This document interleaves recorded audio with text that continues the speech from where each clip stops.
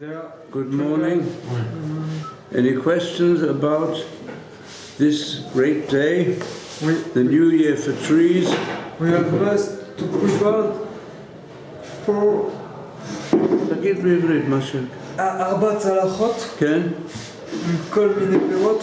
ככה אתם עושים. לא, אני שמעתי. אני שמעתי. כן, יש על פי קבלה שיש כמה סוגים של פירות. There are various types of fruit. Some fruit, so the inside is inedible and the outside is edible. Others, the outside is a thick skin. You've got to break through it to get to the inside. Klippa, yeah. Coconut's got a very strong klippa. But inside, there's first of all the juice, which is extremely healthy, they say, and there's also the actual fruit. Okay, so this won't go. This has got to do with concepts of Kabbalah. So now I'd like you all, let's turn to the first chapter of Tehillim, which has a great deal to do with the inner significance of fruit trees, which are mentioned, as we already described, Garden of Eden, Paradise. It's a very deep mashal. It's not just a mashal. It contains an inner parallel between growth of that which is most precious, producing beauty in flowers, and then producing great pleasure of tastes. All the pleasures, different tastes of fruit. So we'll read in English, Ashrei Haish, and follow a little bit. Which page? Page 728. Blessed is the man, but I prefer the translation of Hirsch. The man also means happiness. The greatest happiness of human beings is the man who does not walk in the counsel of the wicked, nor stands in the way of sinners, nor sits in the seat of scorners. He in the Torah of Hashem chefzo, but his desire is in the Torah of Hashem, over Torato yigim v'layla. And when he starts meditating and thinking and learning by day and by night, and he allows the Torah to lead his ways, then it's called his own Torah. And then he'll become like a tree planted by streams of water that brings forth its true fruit in its season. Its leaf also shall not wither. Whatever he does, he shall prosper. So now I'll read you one of the beautiful midrashim in this verse. It says like this. What did it mean? It gives. What does it mean? He's like a person who is planted. Tree. Which tree? So it says, this is what it says in other verses, Proverbs, that those who give strength to the Torah and grasp hold of it, for them it's a tree of life. So Yitzchak asked, why are the words of Torah called a tree of life? Because it's beloved and produces love for all life. Rabbi Yudin says, to tell us that just like the tree of life was prepared and spread out for all human beings in the Garden of Eden, so also the Torah is spread out for all human beings, for all life, and brings them even the life of the world to come. And then Rabbi Shmuel says, why did it say Ke'etz Shatul? It doesn't mean where the tree is planted. Where the tree is transplanted is Shatila. like to develop fruit trees, one first puts seeds in the ground, waits till it produces what's called a sapling. And the saplings can be quite close to one another, but then you have to give that sapling opportunity to develop its roots. Then we have to transplant it to the preparation of an orchard. Similarly also, a person who wants to grow in Torah, he has to go from one group to another to fulfill what it says in chapter 119 of Tehillim, Yikol Melamda Eskalti. I have learnt intelligence and development of understanding from all my teachers. Every person should go. A different teacher should grow. You should try. It says, Asay l'charav, you should take yourself a specific great teacher who can advise you, but then you don't stay in one level. No, you go on different levels. And what's it mean on streams of water?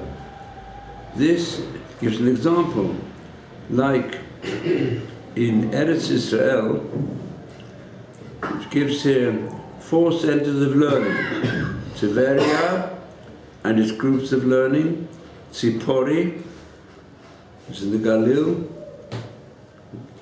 Yavne, which there was the Sanhedrin, Lod. These were big centers in the times of the Tanaim, which gives its fruit in its time. What do you mean the fruit of the tree? These are the students, the disciples of a person who really toil in Torah.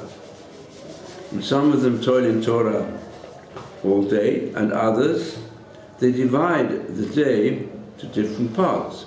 Also, Eit Mikra, Eit Misha, Eit Talmud. It says also you should divide your learning, even if you're learning all day. There should be a time for learning Tanakh, a time for learning Mishnah, and a time for learning Talmud, which means to go more deeply into things. And even the leaves don't wither. This is a reference. The leaves are there really to protect, to some extent, to develop the actual blossoms and the fruits. But the leaves, they don't wither away, which is a reference to the more casual conversations and advice given by great Torah scholars, because everyone requires to have listen even to the advice and the conversations of the great scholars. It says, whatever such a person does, Yatzliach will be able to be productive and successful, because people require his counsel. Like Rabbi Loza ben Arach used to be a counselor, and his counsels weren't fulfilled. They said to him, are you a prophet? Are you able to foresee the future and give me the right advice? He said, I'm not a prophet, I'm not even the son of a prophet. But I've received a tradition from my teachers that if you give an eitzah comes out from eitz, you give advice, and it's really for the sake of heaven, it'll become fulfilled. And the Rav Nassi says there's another pasuk, Rabot Machshavot Belevish. We said it this morning to him. Many are the thoughts in the mind of a man, but the advice of Hashem, that's what remains firm. So what does it mean? Each person's got all sorts of ideas. He doesn't really know which way to go. He goes to a great scholar whose life is filled with Torah, and that becomes fulfilled. That's why people, if you really want an eitzah, they go to the greatest Talmidei Chachamim generation. If something very difficult, so today you'll go to Steinman, go to Chaim Kanievsky, people who are filled with Torah, or you go to some of the Rebbes, are also very great Torah scholars. It's very important to be a great Torah scholar. That's the important advice that you can get. So, this chapter of Tehillim is also the basis for the beautiful dialogue that took place between two very great Amoraim, people who are some of the greatest scholars in the Babylonian yeshivas. And the basis for it is this chapter of Tehillim, which is reference to understanding the Talmud Chacham as being a constantly productive tree of life with fruits. That means not only is he, as the word, scholar himself, but that scholarship spreads out, produces so many fruits. The two great scholars, Rav Nachman and Rav Yitzchak. So Rav Nachman actually was, I've bet, was a very great scholar, and he was also, to some extent, even the political leader of his area in Babylon, with that great Shvat. And in the Tractate Tanit 6b, you'll find there are a lot of divrei Torah that one told to the other. And then it says near the end that Rav Yitzchak said,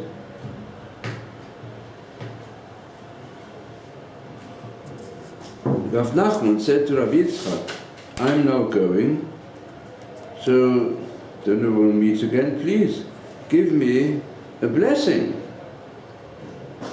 So Rav Yitzchak said to Rav Nachman, I will give you a parable. And this parable also has been put to song, which you can be able to hear on tapes. Quite a famous mashal. To what can this be compared? To a person who was journeying in the desert,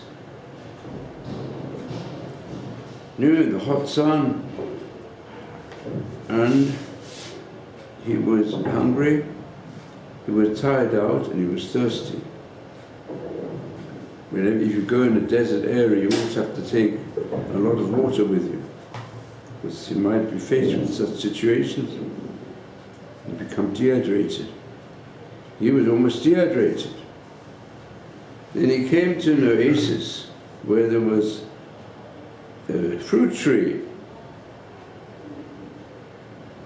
and he saw it. First thing, in fact, he saw the tree, but he saw there's fruit here. So of course he was very hungry. So straight away he took the fruit and found it was sweet. Also gave him some satisfaction for his thirst. Also the tree had a lot of shade, so would be able to rest in the shade from the sun. He also saw that there was a channel of water underneath the tree. So he ate from the fruit, he drank from the waters, and he sat in the shade and had good rest. He said, all right, now I can really carry on. So when he wanted to leave, he said, Ilan, Ilan, you tree, with what can I give you a blessing? What more can I give you what they don't already have? I'll say you should have sweet fruit. Your fruit is very sweet. Should I say that your leaves and branches will give shade to the weary traveler? Well, you have it already. What should I say? That you should have water passing underneath the tree to give constant refreshment. But you got it already. So what blessing can I give you? But maybe the will of Hashem is all plants that will come from you, because you can take branches of the tree to go and produce more trees. Certainly you can take seeds left over from the fruit to sow and then to plant further trees. You could even graft a branch in another tree and produce more trees. That all of those that were planted from you, they should also grow with the same qualities. So what you, Rav Nachman, you're the greatest scholar of our time. So what shall I bless you with? Torah. You've got Torah on the highest level. Wealth, he was also a very wealthy person. He was like the, I might say, the leader of the whole Jewish community, respected also by the non-Jewish government, because they had a lot of autonomy at that time. So wealth you have. Children you also had. You've got children. But I hope that all those that come from you will become like you. Spread it further and further. So, now I'm going to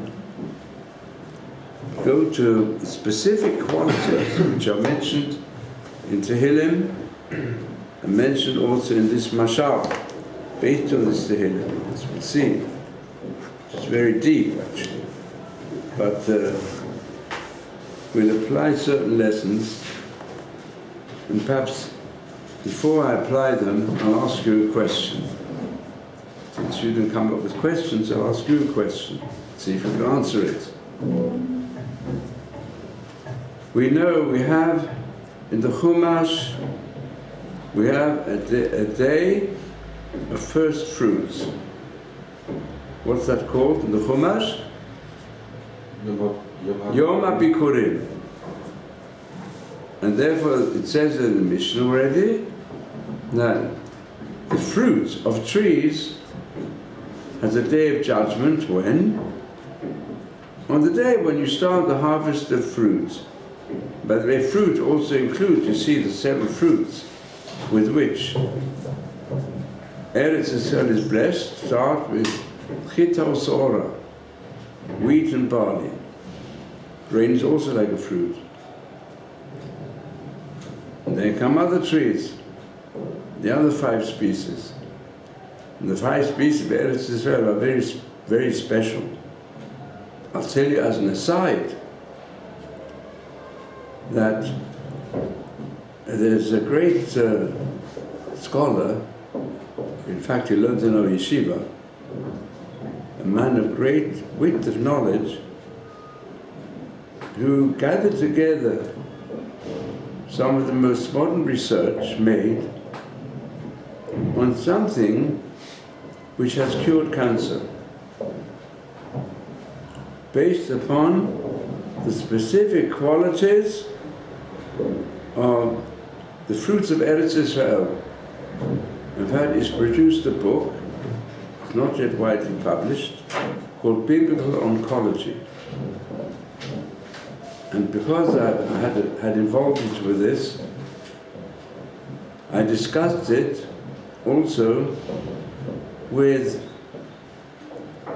in one of the hospitals here, where I had to attend, unfortunately, quite frequently, at discussions, both with the doctors, the specialists, as well as with the head nurses, concerning all this research.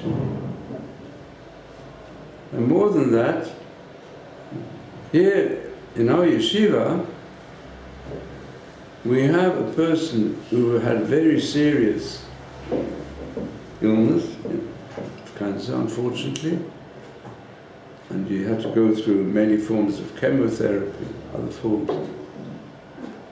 It's the cure.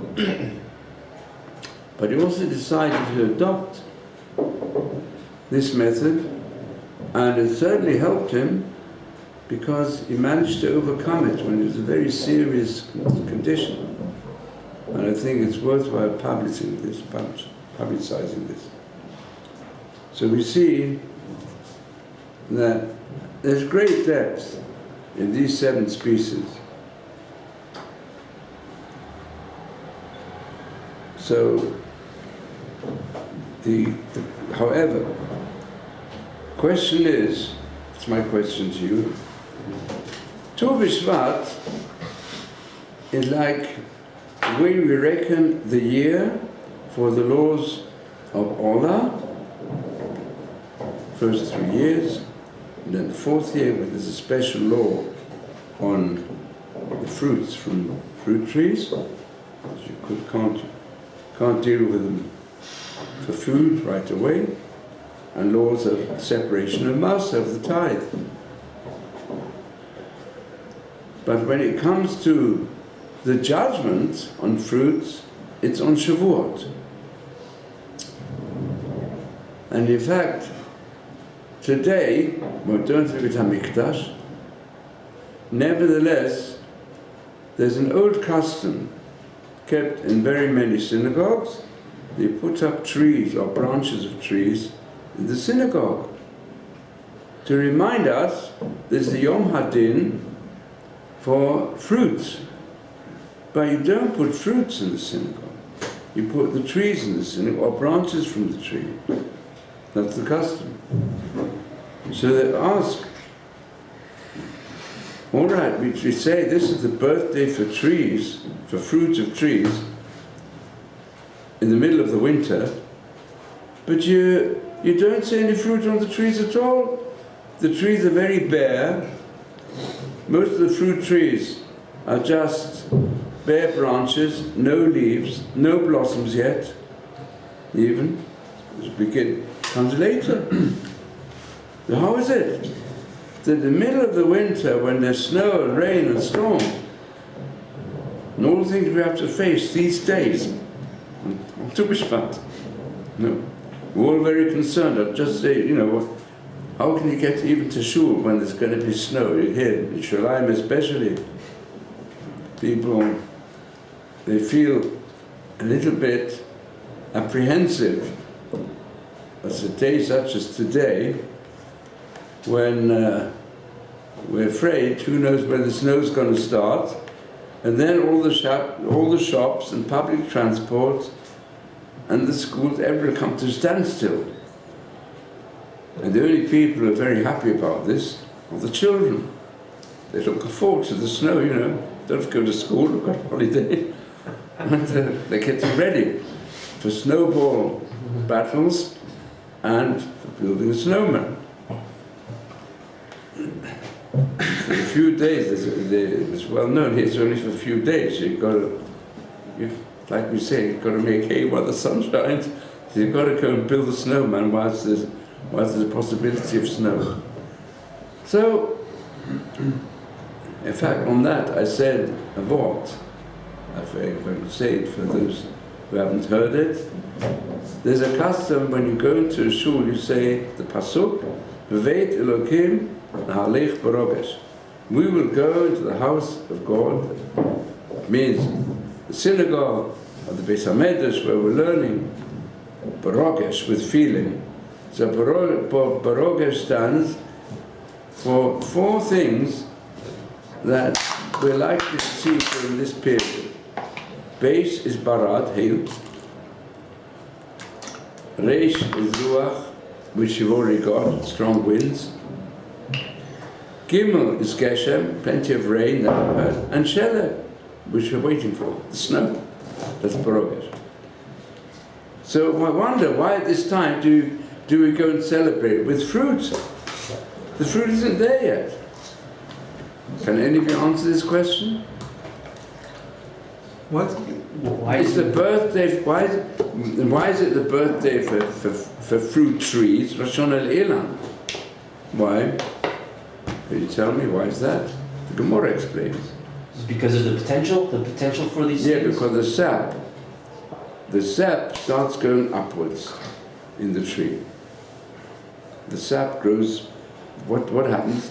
There is moisture and other good elements in the earth, and the roots of the fruit trees, they spread out, and the snow and the frost actually protects, has a protection of covering over the earth, and further down there's actual water.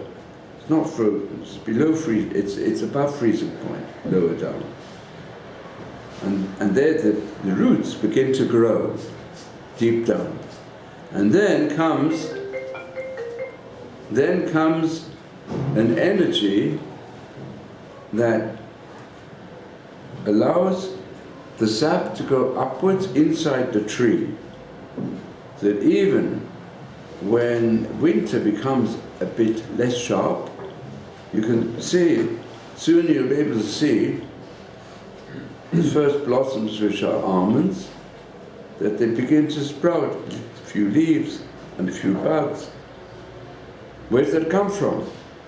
When really it's not springtime yet, but it comes from the sap that goes against the laws of gravity and goes upwards instead of downwards. It goes upwards inside the tree.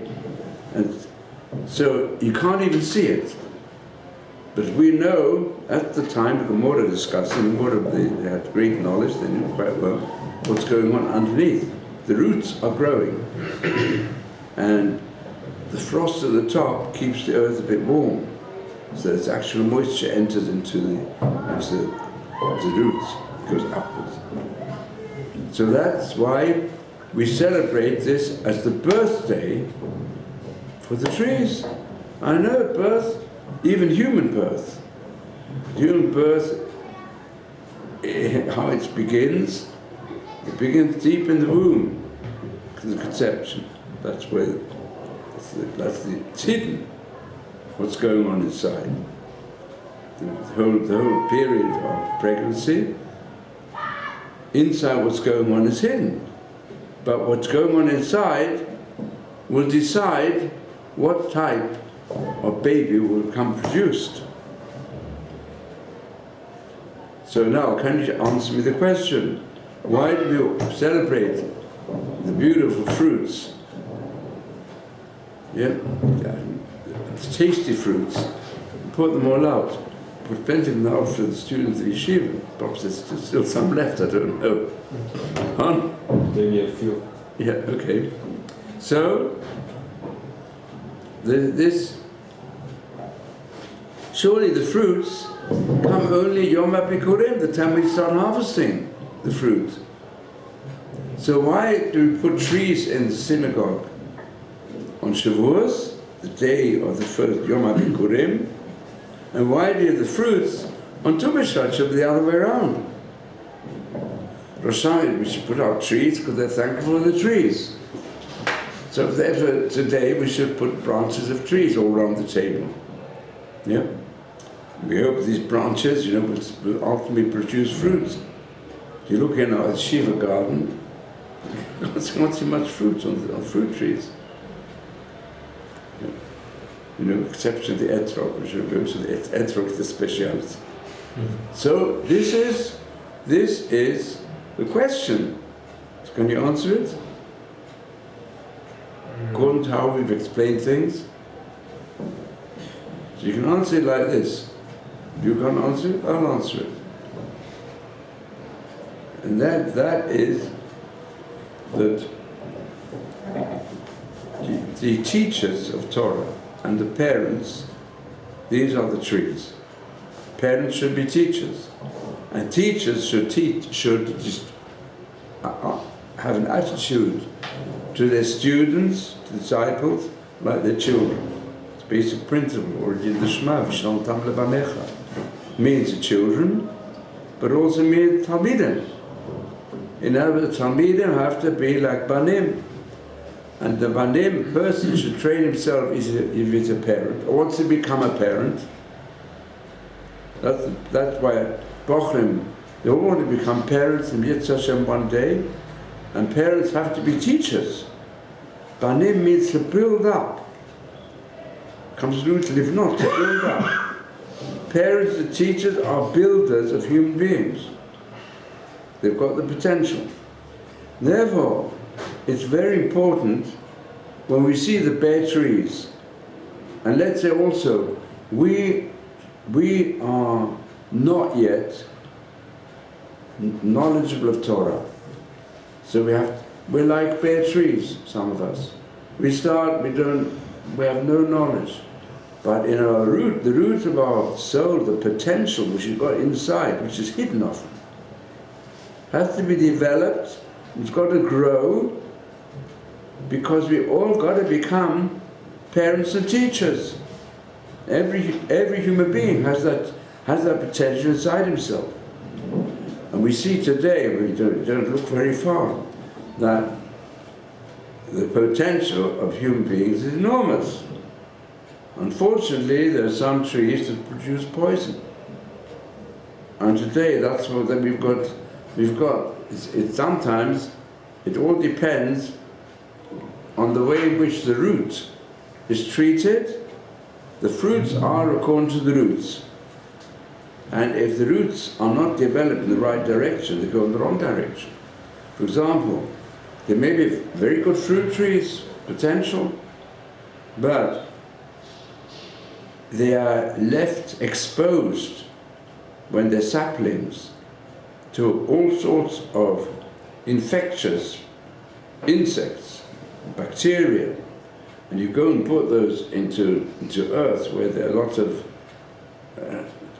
even deadly poisonous plants or deadly poisonous bacteria and all types of maybe even snakes and scorpions who spread their poison, then those roots will produce poison.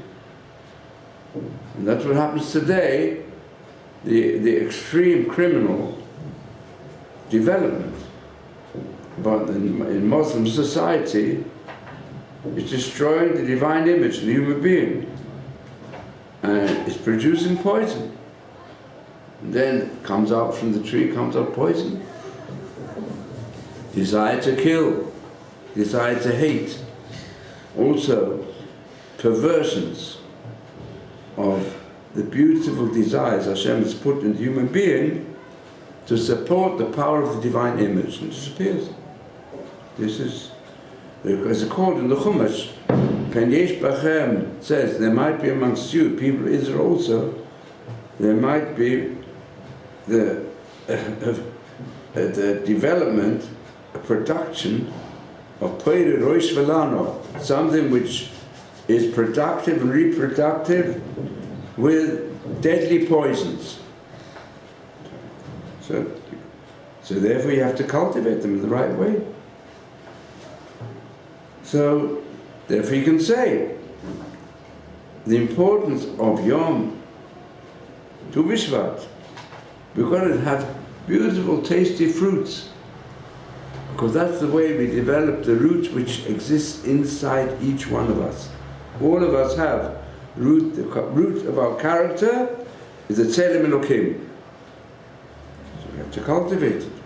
But sometimes we don't see anything yet.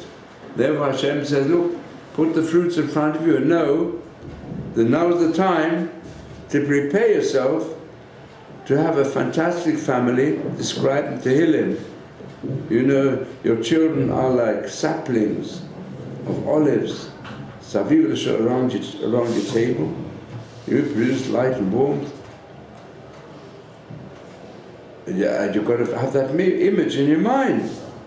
When you see the tree without anything, I'm one without anything. Beginning. That's what I have to learn. Go and meditate in the Torah day and night, and then you'll see how can be the fruits. So when we come to Matan Torah, so what is one of, it's very interesting, Yom HaBikurim is the day of fruits, where we rejoice in the new harvest of good sustenance and very valuable fruit, as we described, value is enormous, is its value, to heal all the sicknesses, all the physical, also all the spiritual sicknesses can be healed. And it's on the same day as the giving of the Torah. And it's very interesting that the key to developing fulfillment of the Aseret HaDibrot lies in the fifth commandment. Which is the fifth commandment? Honor your parents. Honor your father and your mother. Kabed avicha v'timecha. Why? Because we have to, when we see the marvelous fruits, we've got to know where the marvelous fruits come from. When we see the harvest, we've got such beautiful children, and we see the development to beautiful disciples, we should know we should recognize where they come from. In other words, the children themselves shouldn't think, oh, comes by itself, oh, I've got happiness, got such a happy family I've been born into, and there's so much joy, or there's so much health. You shouldn't say to yourself, I'm self-made. No, where does it all come from? It comes from your roots, it comes from your parents. So therefore you've got to give honor to your parents. Kabed avicha v'timecha is the key that lies between the first section of the Aseret and the second section. What's the first section of the Luchot HaEdut? First one is what type of mitzvot? Our relationship to Hashem. And the second? To fellow man. The second section, there's no mention of Hashem. It's to build up a good society. You might say a good society can come by itself. No, it can't. It can only come if mankind thinks of their roots, of the saints who produce a saintly family and a saintly society. That's only possible if you go to your roots. And the roots you see in those parents who've produced this.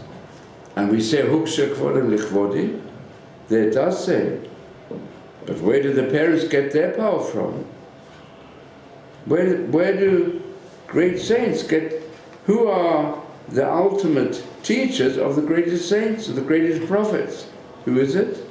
It's Hashem. You go to the source. Hashem gave human beings the potential of telling the king. Even to the extent, like Adam HaRishon, like Noah, Abraham, like Moshe Rabbeinu, they could speak with Hashem. And that's the source.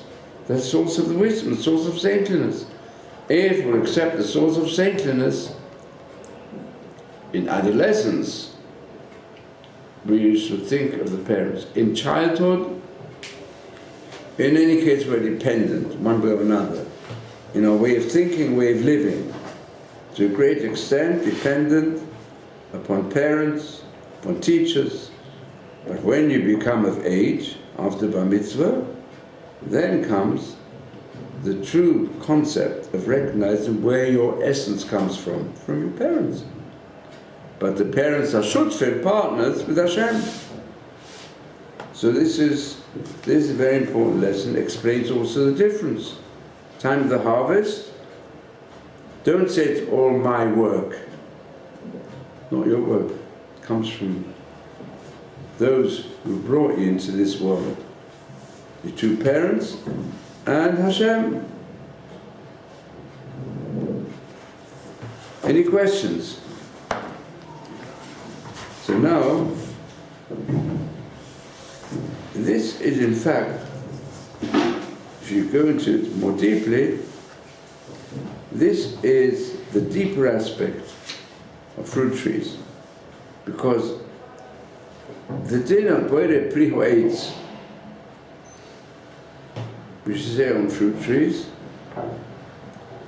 is there's a difference between Boire Pri Adomo. All trees are also part of the product of the earth, because that's where they begin. But we say a special blessing on 8th, and Ilan is different, as is shown by the Mashal, first chapter of Tehillim, by the Mashal which Rabbi Yitzchok developed for Rav Nachman, Ilan. So you can say these qualities correspond exactly to the qualities which are unique to fruit trees. Because the tree has 4 special qualities, the fruit tree. First of all, you can develop fruit trees by grafting, as we already described, to go and produce more trees. Doesn't apply to vegetables. Another characteristic is that the essence is that the trunk and the roots don't wither away every year, which happens to even to some low bushes that produce certain fruits that therefore they have a din of Adomo. But if the roots, the trunk, remains, then that's called pure 8. Also another quality is that the tree has a height and it gives shade through its leaves and surrounding. So these are the 4 qualities. And these 4 qualities apply to the development of the enormous potential for fertility, spiritual productivity of the human being. We say that the essence of the people of Israel is dedication to Torah. And the Torah gives the possibility, the potential, to have strong roots, which even if we go through difficulties, the people of Israel have gone through difficulties, and on the surface you don't see them, but we know it can change. If they're put in a better environment, then the roots can produce the best fruits. So therefore, you should not give up on any person, and certainly not on any Jew, even any person. If he goes to the root, the Tzelem Elokim, divine image that exists inside him, and he's gone away from the path, and he's done a lot of harm, so really it's a winter which almost destroys any aspect you see on the outside of productivity, but it can change. That person places himself to a different environment, and he flourishes. So that's one important lesson. The other lesson is, we always look upwards.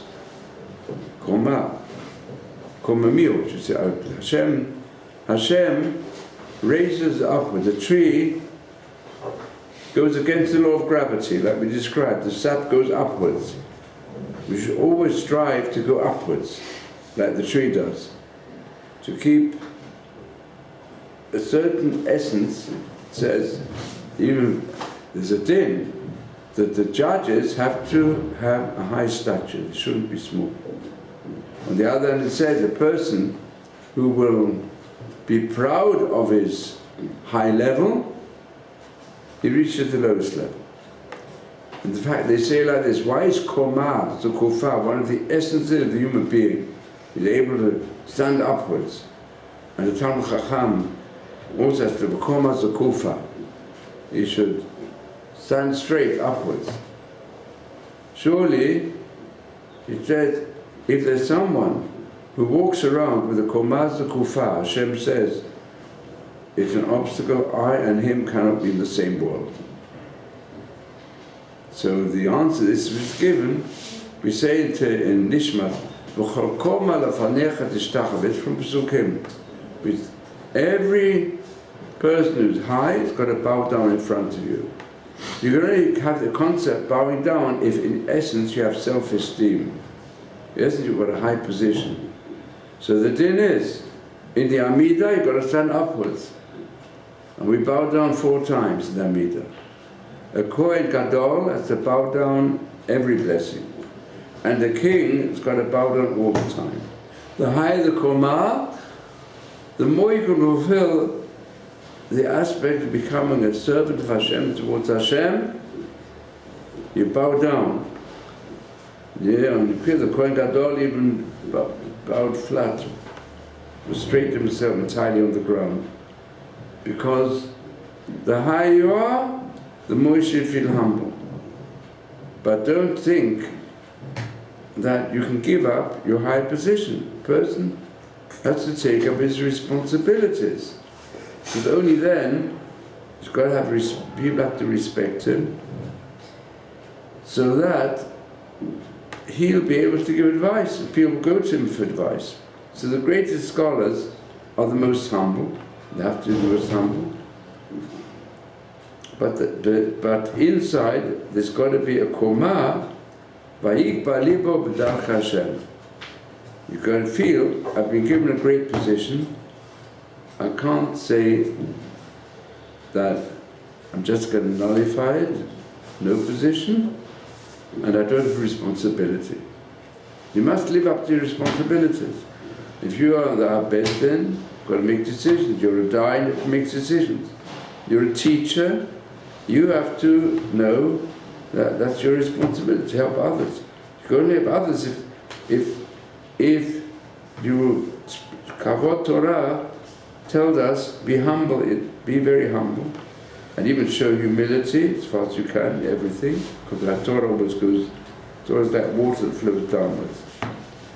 And then comes the concept of knowing that our task is, if we can produce learning, the learning has to be used to teach others, to train children, to train disciples, and spread it as much as possible, and then reach the level, if you're able to learn Torah well, you should give advice according to the Torah that Hashem has shown you to others. That's the power of the leaves, that's the shade that you give. Also, the greatest scholars give the greatest protection to Am Yisrael. They're protectors, therefore they give shade, they give protection. So all these qualities are expressed, but everything is all taken al palgemayim. The growth of the tree depends upon having plenty of sunshine and water. And that's what, so the waters of the Torah, the sunshine is the warmth of developing a character that gives our chesed, the warmth of helping other people. So let us all try on this Tu B'Shvat to fulfill these qualities of fruit trees, and thereby Kol Asher Yatzliach, we'll all have the success that Hashem has put potential into each one of us to improve ourselves and to improve the world.